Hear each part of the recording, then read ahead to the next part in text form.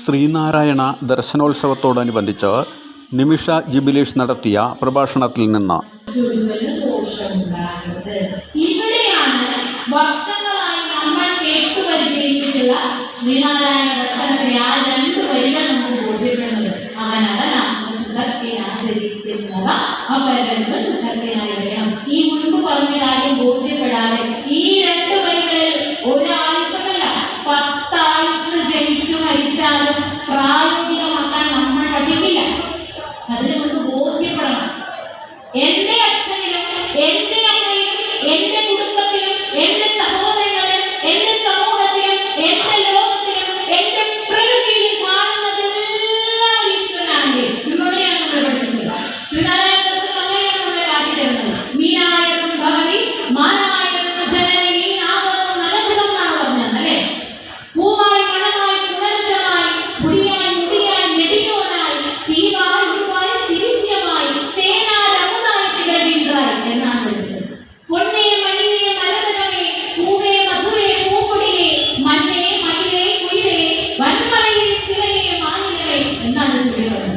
ലോകത്തിൽ നിന്ന് കാണാൻ കഴിയുമോ? കണ്ണുകൊണ്ട് കാണാൻ കഴിയുന്ന എന്തൊക്കെയുണ്ടോ അത് മുഴുവൻ ഒരു ഈശ്വരന്റെ സൃഷ്ടിയാണെങ്കിൽ അതിൽ ഒരു സൃഷ്ടിക്ക് മാത്രം തന്റേതായി മാത്രം ജീവിക്കാൻ കഴിയുമോ? ഇല്ല. ശ്രീനാരായണ ദർശനം ഇവിടെയാണ് നമ്മളെ പരിഷ്കരിക്കുന്നത്. ഒരു ലോകത്തിന് ഈ ലോകത്തിന് 2 തരത്തിൽ നമുക്ക് ചിന്തിക്കാം.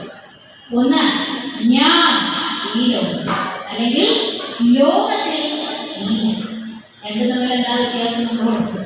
ഞാൻ ഈ ലോകത്തിൽ, ലോകത്തിന്റെ ആകെത്തിലേക്ക് നമുക്കവിടെ പ്രാധാന്യം കൊടുക്കാനില്ല. ഞാനിനാണ് പ്രാധാന്യം.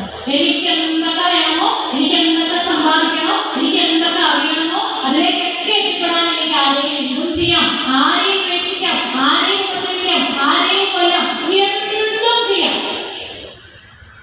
അങ്ങനെ ചെയ്തുകൊണ്ടിരിക്കുന്ന ഒരു തലമുറയാണ് ഇപ്പോൾ പതുക്കെ നമ്മുടെ ഇടയിൽ തലവെക്കാൻ തുടങ്ങിയിരിക്കുന്നത്.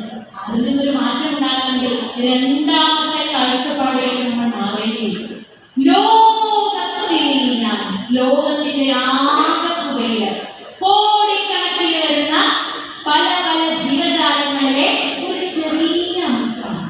വളരെ നിസ്സാരമായ, വളരെ ചെറുതായ ഒരു അംശം. ആ അംശമായ എനിക്ക് എന്റെ കർമ്മത്തിന്റെ പിഴവ് കൊണ്ട് ഒരു ജീവിക്ക് ഹിംസ വരുത്തുവാനുള്ള അവകാശമില്ല.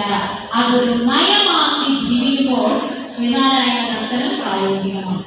ഗുരുദർശനത്തിന്റെ പ്രായോഗികത ഒരു കർമ്മ നയമാണ്. ഗുരു പഠിപ്പിക്കുന്ന കർമ്മ നയം.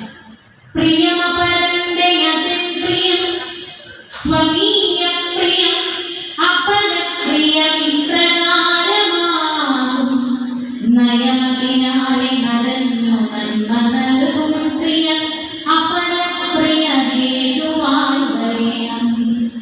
ഞാൻ ചെയ്യുന്ന ഏത് കർമ്മവും എനിക്ക് നല്ല സുഖവും സന്തോഷവും തരണമെന്ന് ഞാൻ ആഗ്രഹിക്കുന്നുണ്ടെങ്കിൽ ഞാൻ ചെയ്യുന്ന കർമ്മത്തിന്റെ പിഴവ് കൊണ്ട് ഒരു ജീവിക്ക് പോലും ദുഃഖമുണ്ടാകും. കാരണം ഞാൻ ആഗ്രഹിക്കുന്ന സുഖം എന്റെ സഹോദരങ്ങൾ ആഗ്രഹിക്കുന്ന സുഖം. എങ്കിൽ എന്റെ കർമ്മത്തിൽ ഒരിടത്തും ഒരു പിഴവുണ്ടാകരുത്. എന്റെ പ്രയവും അവരുടെ പ്രയവും ഒന്നായി കാണുവാനുള്ള കർമ്മനയം ഞാൻ പഠിക്കണം.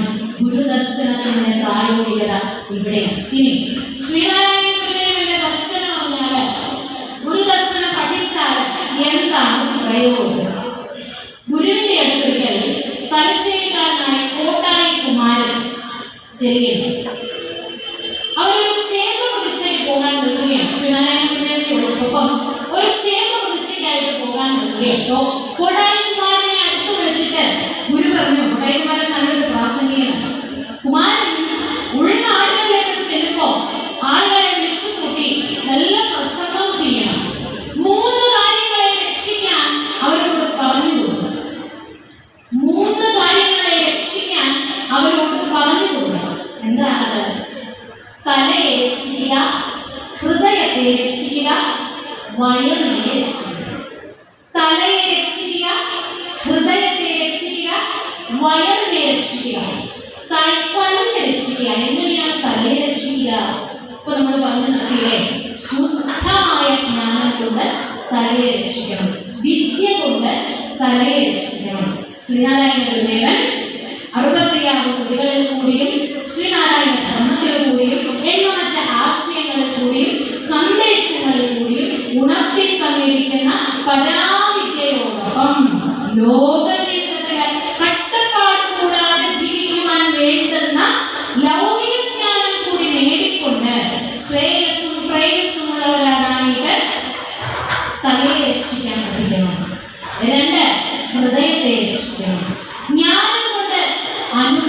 ഹൃദയത്തിലുണ്ടാകണം.